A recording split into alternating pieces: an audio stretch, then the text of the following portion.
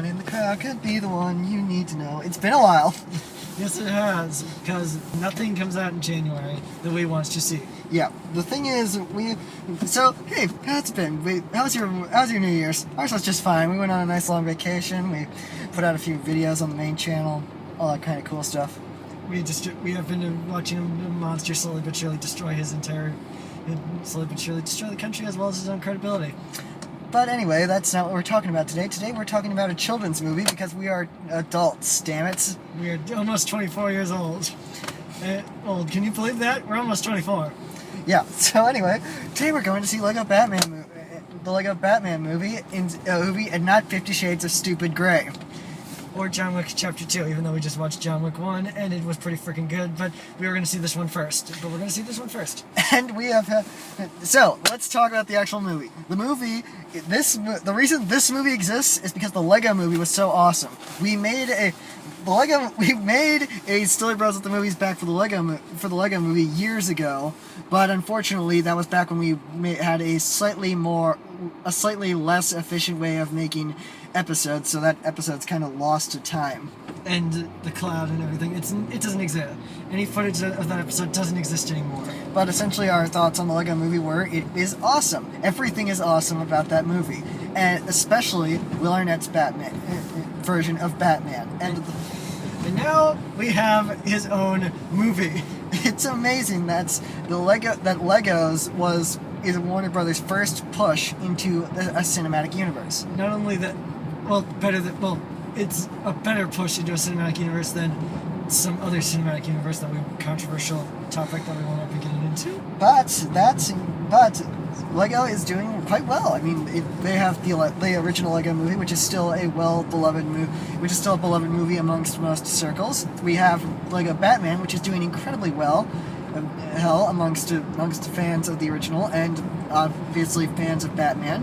And we have got Lego Ninjago coming out later this year, which looks like a lot of fun. We've never really watched the Ninjago series. We've never really been regular watchers of the Ninjago TV series, but I really like the way that this stands apart from it by actually having a more than TV budget, so that the characters actually that the characters have a completely separate look from the TV show to the movie. But we're not talking about that. Yeah, and it's kind of awesome that these movies themselves are very much based off of something that shouldn't have been a good movie in any way at all. And the fun thing is, they've managed to get a lot of celebrity talent for this. I mean, this movie alone, we've got Zach Galifianakis, Michael Cera, Rosario Dawson, Billy D. Williams, Seth Green, Garfunkel and Oates' Kate McCucci and Ricky Lindholm. Chris Hardwick has a cameo, but Eddie Izzard, Ray Fiennes, Mariah Carey. It's a long list of characters, and Christopher Kay, the director, is making his feature directorial debut because all he's done before this was slight animation direction on the Lego movie and Robot Chicken. Yes. So basically it's in good hands if you want a movie that looks like it's made from stop motion, but in reality it was made in a computer. But more importantly, it's also a parody movie of Batman, and who better to do a parody movie of Batman than to have a guy who's been affiliated with a show that has made and counting DC animated specials.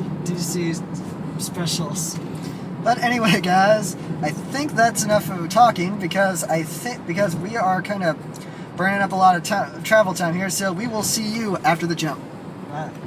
So, that's over. Yeah. I don't know why I'm holding this. I just wanted to do this bit. I had no other ideas for this whatsoever. Well, whatever. So, Lego Batman movie. Yes. How was that? That was pretty damn awesome. Oh, yeah. The thing is, this movie is really funny, and it's probably the best Batman movie we've had since 2012. Was that it? Yeah. 2012 was Batman. Yeah. Okay, then. But it's the best Batman movie we've had in a while. It's definitely up there now. And probably most importantly, it is by far on the level of Deadpool when it comes to self-referential humor. The thing about this movie is that it makes reference to Batman villains characters and storylines that nobody really remembers happened. Like, for the record, every single villain in this movie, real. They did not make this up. They did not make a single character up for this movie. Every character that's in this movie is 100% in canon. And they do make references to the fact that a lot of the stuff that is in this movie would not be recognized by a passerby. They also have... There's 3 Suicide Squad jokes in this. One that I'm pretty sure not a lot of people will get, and then 2 that are, like, one right after the other that I'm sure just about everyone's gonna get. Yeah. And that's the thing. This movie is full of references and in-jokes and all kinds of stuff that you cannot get on the first run-through. Yeah, you're gonna have to watch it multiple times, and you're gonna miss a lot the first time. You're definitely plenty of jokes to get the first time around, and there's definitely a lot more that you'll get next time around. So, let's get into some other stuff. Like, for example, the script. They had 6 guys credited for writing this movie. So, odds are, either it's going to be really, really good or really, really bad. Thank God it was really good. Well, animation, they always have a lot of people working on the script, and Seth Grahame-Smith, who was originally going to do the Flash movie, was the guy who did the story and wrote this movie. So I don't know if this means that DC fucked up by cutting him off, but DC, it seems like you fucked up. And Chris McKay, who directed this movie, just like the Lego Movie, it looked exactly like they made it look exactly like it was a stop motion movie. It got at first it was kind of hard to get it used to because it just kind of felt felt off. Similar to the Lego Movie, where it just kind of felt off at first. You got to get used to the animation. But then going through it, it actually starts to feel a little more feels a little better and more natural. We got Will Arnett once again, really great as Batman, because they wouldn't have given him this movie if he wasn't great at a great Batman. Yeah, obviously he's probably one of the best incarnations of Batman, simply because he did the character so well and everything. It's really fun. He's really funny. He's really well. We get a lot more of the character of Batman in this movie than we did in the Lego Movie, which makes sense. And now and it's still kind of fun to have this version of Batman who's all the Batman put together, and on top of that, he is a rap rock musician who writes like really gothic, self-loathing songs. He's like an emo. He's like the kind of like the '60s Batman mixed with the Burton Batman, and he just happens to be emo rap rock star. But now in this movie we've been introduced to the Bat family, with Rosario Dawson playing Barbara Gordon. With the interesting thing being that this is the first time that Jim and Barbara Gordon have been portrayed as people of color, or in this case, I guess, Legos of color.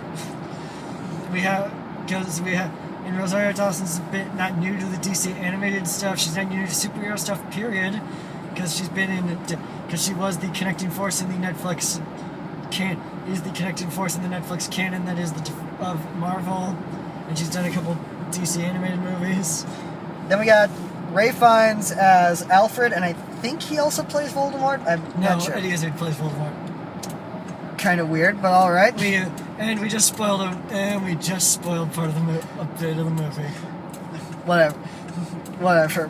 But yeah, that's the thing. Ray Fiennes plays Alfred. He's funnier than Irons, but I still gotta give it to Irons as a better Alfred. But this one actually does reference Alfred's past in the Royal Air Force. Yes.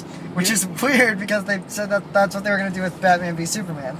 Yeah, and then we have, of course, Michael Cera as Robin. Now, normally characters like this would kind of get grating with the high-pitched voice and the voice and I want to be buddies with Batman forever, yay! And all those little jokes, but he was not annoying at all. Oh, he was actually really, really funny. And by the way, stay through at least the first half of the credits, because that's what we did. We don't know if there's a post-credit scene that we missed out or not. But stay through that, because it is hilarious. It's like the end scene from This Is the End all over again. Yeah. Then we have Zach Galifianakis as the Joker. Kind of a palate cleanser after Jared Leto's very divisive version of the Joker. And the interesting thing about him is that he's playing this kind of like the ignored girlfriend, I guess, is kind of the He's playing it very much like a one-sided relationship, where he wants him and Batman to be enemies, but Batman doesn't see him as his ultimate enemy. And the Joker just feels very mistreated and misunderstood and everything. And it's playing like a one-sided relationship, and it's funny. And then there's a lot of cameos from people from the Lego Movie, because we got Jonah Hill and Channing Tatum returning as Superman and Green Lantern, and we got Adam Devine being introduced as the Flash, but we don't get Colby Smulders back for some reason. I don't know. We don't get a lot of and a lot of those characters and a lot of the Justice League characters are only in there for a brief amount of time, but that makes sense because again, it's Batman's movie. Yeah, it's Batman's movie, but it's full. But the thing is, it's full of these really great comedians that everybody loves, like all the people that we listed on our way in, and more, because we can't remember everyone, because this movie is jam-packed. Yes, it's got all these great comedians. It's got just Chris again, to list them off. We got Chris Hardwick, Seth Green, Eddie Izzard. We got Garfunkel, the duo of Garfunkel and Oates. We got Jenny Slate. Yeah, Jenny Slate as Harley Quinn. Zoe Kravitz in this movie as Catwoman. Oh, Owen. That's interesting. That is interesting casting. Yeah, so we got so much interesting casting, and I imagine there's a possibility we could get a sequel from this, but I'm not sure what's going to happen. But we'll see what happens at the end of this weekend, because I don't think they're going to confirm any details up until we get to see how the movie does. All I want is for this to pull ahead and knock 50 Shades out of the top spot, because it is ridiculous that that stupid movie is outrunning the hardcore action movie and the family movie. Yeah. Also, and there's adult jokes in this movie too. Yes, there are jokes for grown-ups that they will laugh, that they will get, but the kids will not. So, if you are an adult who does not have a kid, you can go ahead and go to this movie and not feel ashamed. If you are and if you are a hardcore Batman fan like us, who knew a lot of the references, understood a lot of the Bat references, then you will probably also enjoy this movie. But all in all, Lego Batman movie is really worth seeing, and I cannot wait to get it on Blu-ray. Yes, because it is going to be fun to watch on Blu-ray over and over again for a long time to come. Just like the original Lego movie. So guys, that's it for right now. So what did you think of so why don't you go into the comments and tell us what you thought of the Lego Batman movie if you've seen it. No spoilers in the comments, by the way. And we will see you guys next month with our review of Logan. Bye. Bye.